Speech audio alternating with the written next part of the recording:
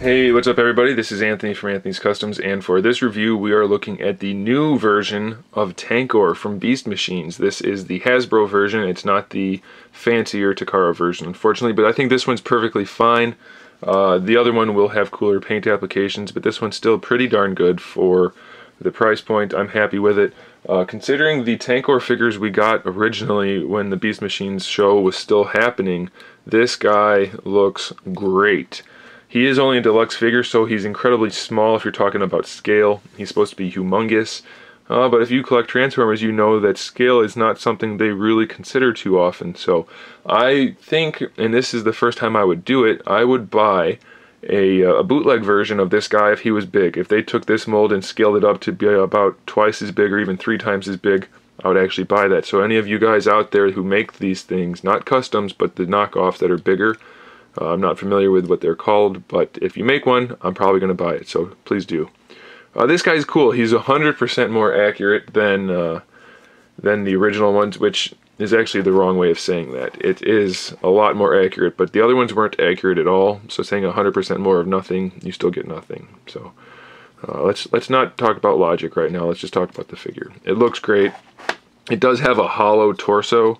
An extra flap or two in there to hide that would have been much better, but he has no kibble at all. It's a really simple transformation, so I'll probably just do it on camera if I can remember how it goes. I just opened this guy pretty recently, but either way, it looks so much more accurate to the show. He's got his cannon up there. You know, nothing's exactly accurate, but it is pretty darn good. The head does have a swivel here. The shoulder flaps move up so you can move the arms. They have a hinge there. Of course, they rotate. We have a bicep swivel, a double jointed elbow. The articulation's a little cumbersome sometimes, but we have the double jointed elbow. We have the saw blade, which you can't actually have him spin around and use, unfortunately, but we do have the pinchers that open and close. So that's cool. We don't have a waist twist, unfortunately. We have the hips that go forward and back, side to side, thigh swivel, knee hinge, not the best knee hinge in the world, but it is there. And then we do have actually an ankle hinge. It's not technically an ankle hinge, but it's part of the transformation, but it works. So he's got a pretty good spread of articulation for being a little blocky figure. I don't think I did the height yet. He's a little bit under 5 inches tall, so he's pretty small, especially for Tankor, but it's still a much better looking Tankor, and it's really accurate to the show, so I'm super happy to have it. I do recommend it. Let's see if I can get him transformed on camera right here, so I remember how to do it correctly. I don't normally do the transformations on camera just because it takes up extra time, and I think that's part of the fun of the figure, is transforming it for yourself. So I don't like to waste your guys' time with that on camera, but for this one I think it's short enough that I can do that quickly enough, and if you want to skip it, you can skip it, and if you don't want to, then that's okay too. I don't remember really how these fold in right now. Maybe they go down. Yeah, that's right. So they go underneath that piece. We'll get rid of this and get this one folded in like that. Come on, get in there. And then those little, you can't really see, those rounder pieces, octagonal, no, hexagonal pieces peg under the head like that. And then these fold down. They're actually supposed to go on top like that, I think.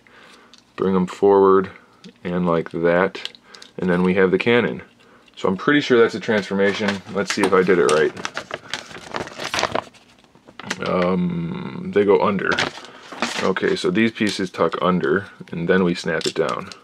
So as you can see, it is a really simple transformation. Once you actually know how to do it, it shouldn't take but 30 seconds even. So that's it right there. There's Tankor. Fold those down.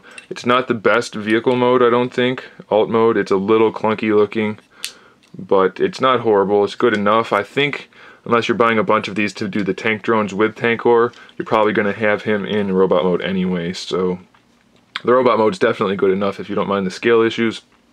Go ahead and pick it up. Real quick, we'll do a size measurement. He is just about the same size long as he is tall, 5 inches. This does fire. How does it fire? Good question. I don't know. It's a that kind of firing mechanism where it's just a clip. Do you push on this? Oh yeah, I didn't even look at that. So that just pushes back and it forces the peg to shoot out. So that's kind of cool, I guess. I like that it's hidden in there a little bit. So you just pull back on these two flaps, like that. It doesn't fire that well, but it does work. So there it is, guys. There's Tankor. I do recommend it if you're a Beast Wars, Beast Machines fan.